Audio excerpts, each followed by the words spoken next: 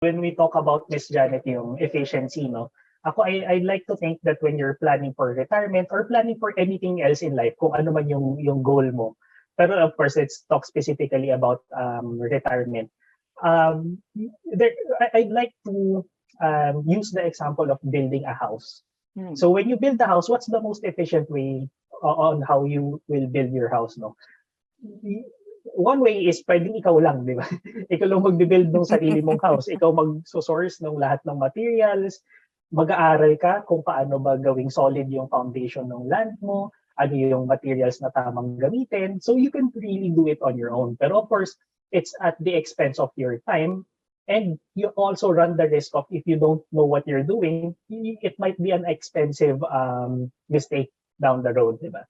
Or Yes. you can also take the way of hiring maybe one or two experts to help you in your endeavor in building a house, or maybe you can totally hire a team of consultants or maybe an advisor who knows everything around the retirement topic or building a house, and so para isa na lang yung kausap mo, no? So I think for me, if you don't have the time for it, and if you just want to get all of the knowledge all at once and just talk to one person, it would be efficient really to talk to an expert when it comes to retirement planning. So, on to the question of how do you start? Ito na. Okay, decided ka na. Gusto ko na mag-plan ng retirement ng employees ko. Ano ang una kong gagawin?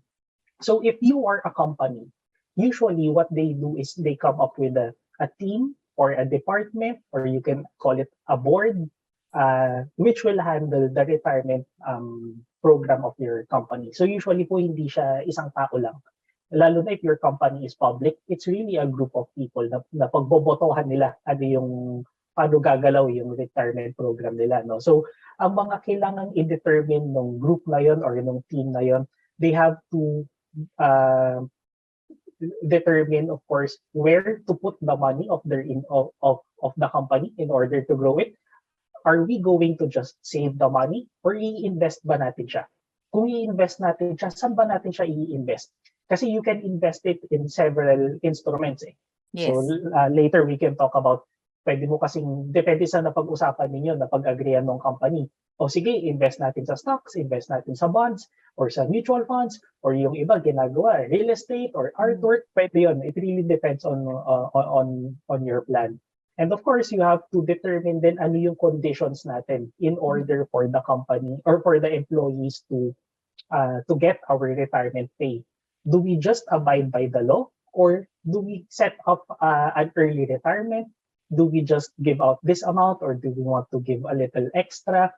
Yan yung mga pag-uusapan. So to start off, maybe just to recap the question, the answer to the question, your company has to determine the following. First is, where are you going to invest your money? Second is the conditions or the parameters that you will impose on how your employees will get that retirement pay.